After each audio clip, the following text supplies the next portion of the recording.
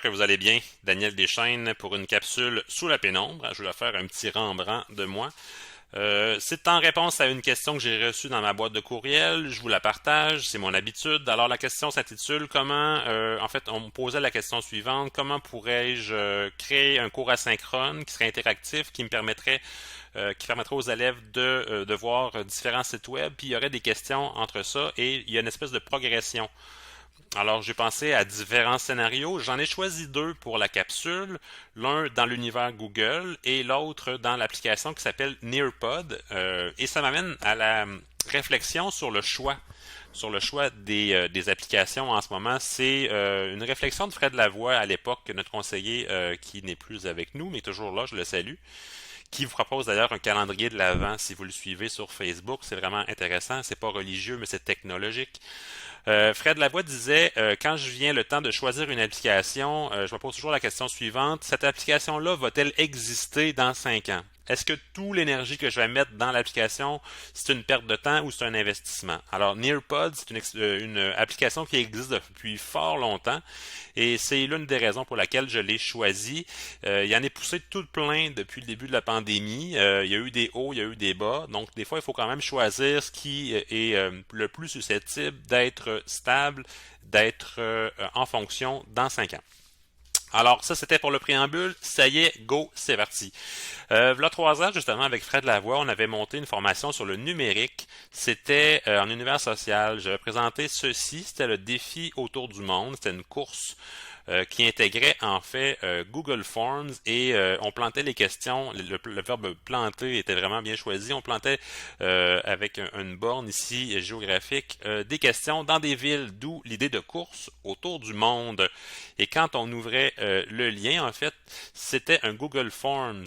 Donc, c'est possible d'intégrer des pages web, des documents, des vidéos par le biais d'hyperliens. Ils vont toujours apparaître avec l'hyperlien cliquable dessus quand on va être quand les élèves vont ouvrir le Forms. Et bien évidemment, si on veut faire une progression, il faut intégrer ce qu'on appelle la validation. Vous voyez qu'ici, là, ma validation me dit, Daniel, tu as fait une erreur, ça correspond pas au modèle, tu te rappelles plus comment écrire Botticelli.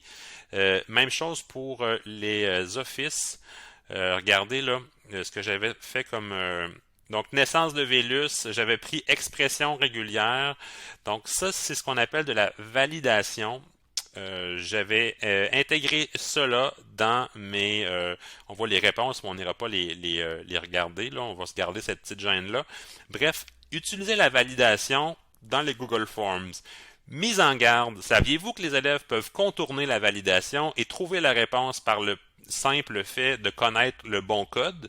C'est possible. Alors, si j'étais enseignant, je n'utiliserais pas la validation dans des examens. N'évaluerais pas avec cette approche-là. Il suffit que vous ayez un ou deux hackers dans votre école et puis le tour est joué. Ça va être su très rapidement. C'est pas des blagues ce que je vous dis là. Je l'ai vécu aujourd'hui en partage d'écran. Ça m'a un petit peu ébranlé. Ce qui m'amène, c'est un petit peu dramatique ce que je viens de vous dire là, ce qui m'amène à parler de Nearpod. Nearpod, c'est une application où je peux, dans le fond, créer des leçons interactives, entre autres dans Google Slides. Donc, pour le bien de la question, j'ai créé une activité avec des slides et les slides, dans le fond, contiennent des sites web et des questions alternance. Donc, je vais aller par un site web, je vais rentrer un site ici. Ça, c'est mon site c'est ma vidéo. Enfin bref, c'est l'optique que j'ai choisi pour ça. Et donc l'élève va être amené à visiter des sites web où il y aura des questions sur le contenu. L'élève Daniel va recevoir ça ici. Donc là ici, si je fais marche arrière. Donc, ce qu'on n'a peut-être pas vu, c'est que ce qui venait avec ça, c'est que on voyait le PFEQ. Donc, il faut écrire quelque chose. Si j'écris rien, on me ramène alors, on me dit Daniel, il faut que tu écrives une réponse à cette question-là. Si je veux avancer, je suis bloqué. Donc, ça, c'est l'application Nearpod. C'est une application qui est gratuite. Il y a toujours un certain niveau de gratuité dans les applications, mais c'est possible. il y a plusieurs possibilités de leçons, d'activités. Je peux intégrer aussi de l'analyse de vidéo. Je peux mettre de l'audio. Il y a même du 3D. C'est un truc qui est vraiment intéressant à intégrer. Il y a un petit peu aussi comme WhoClap, si vous connaissez WhoClap. Donc, je peux mettre des questions avec différents types de questions, fill the blanks, un quiz, de l'association d'idées, la collaboration. Il y a même un Flipgrid dont j'ai parlé auparavant.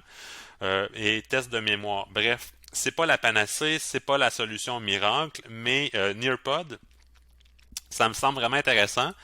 Je ne l'ai pas essayé, mais c'est une application durable et dans le temps. Le Google Form, c'est la manière la plus facile de l'intégrer dans sa pratique, mais il y a une limite et c'est de ne pas s'en servir pour l'évaluation, entre autres si on y va du côté de la validation. C'était mon bémol. Alors j'espère que cette capsule vous a plu, puis je vous souhaite une belle fin de journée.